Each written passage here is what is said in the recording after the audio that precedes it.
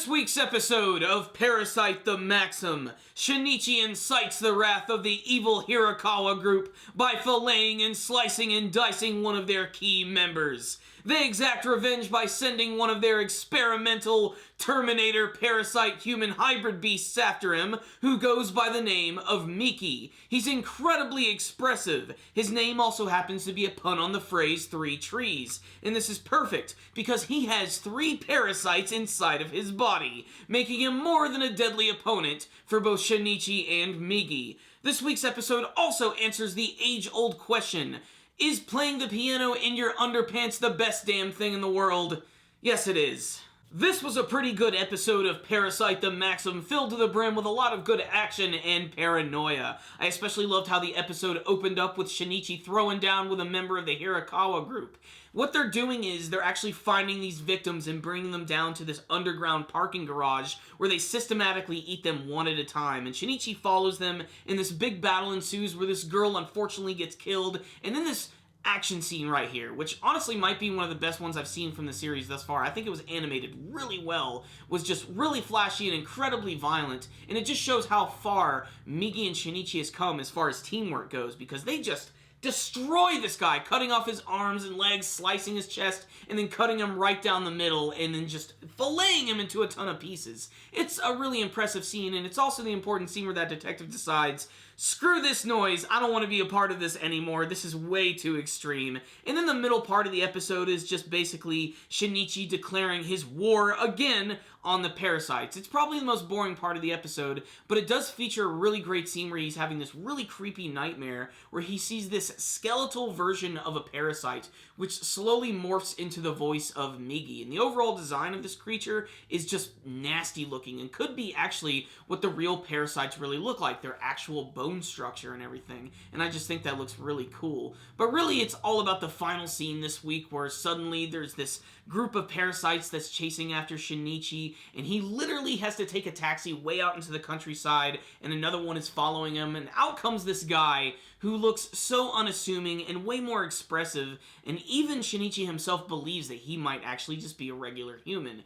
But no, he's definitely a parasite. He keeps following him like the frickin' T-1000, except that he actually seems like a pretty cool dude. Eventually, they finally do get to confront each other, and that's when we learn the shocking truth that he himself actually has 3 parasites within his body, and both of his arms explode into tentacles, while he still retains his personality, which again, I think is pretty interesting and might have something to do with the fact that he does have multiple parasites within his body. Maybe he has more brain power, he can be more expressive that way.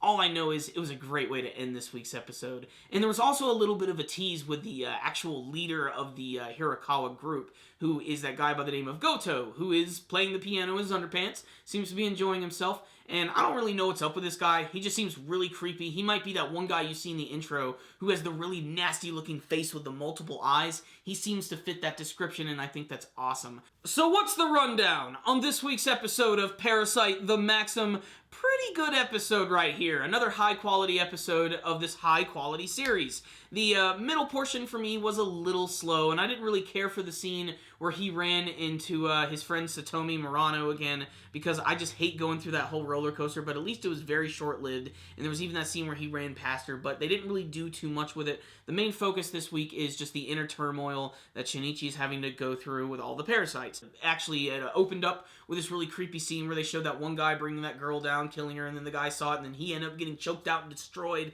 and then they cut to the actual scene with Shinichi following him down, and I just really love the animation in that. Like, I know we've seen a lot of scenes like that, but it just seemed like they were really on point this week, and everything was just done really well. And there was also a little bit of humor in that scene. Like, I especially loved when Migi got atop of Shinichi's head and he had his blades out. He both looked intimidating and funny at the same time, and it again showed that Migi himself certainly does have a pretty expressive personality as well, and a lot of that does have to do with his circumstances with how he's actually tied to Shinichi. It is heartbreaking again that he couldn't help someone else, but again, this is just, you know, there to show that he's got a long way to go if he wants to become the hero of the series.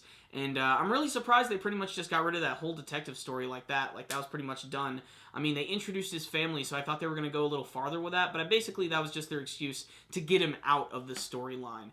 Otherwise, the whole thing with this new character of Miki, I think that's awesome. Just the concept of a human being with multiple parasites in him has been brought up before, where they can, you know, join and merge bodies before, but we've never actually really seen it.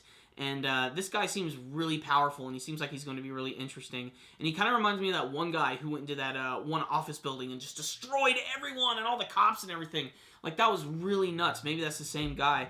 I'm not really sure, but otherwise I'm really interested to see what the whole deal with the Hirakawa group is, like what their ultimate goal is, aside from just eating people. Maybe that is it. Maybe that's like just their whole plan, like total like underpants gnome rules, like, you know, phase 1, eat people, phase 2, phase 3, profit. That's it. That's their whole plan. And, you know, maybe there's a little more to it, and I still can't wait to learn a little bit more about the actual origins of the parasites themselves.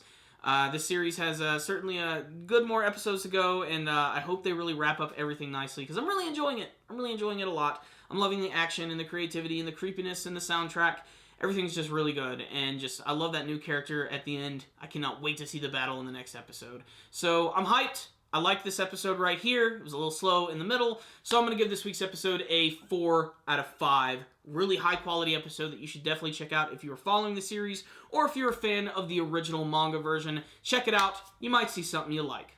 Thank you guys for watching my review. If you like this video, please give it a thumbs up and like the video. And before you go, please tell me what you thought about this week's episode of Parasyte the Maxim. And remember, guys, if you have not subscribed to our channel, you can do that by clicking on the channel icon right up here. It's real easy to do. But remember, the best ways to help us out is to simply watch our videos and share them with your friends. Remember, guys, you can also follow us on Facebook and on Twitter.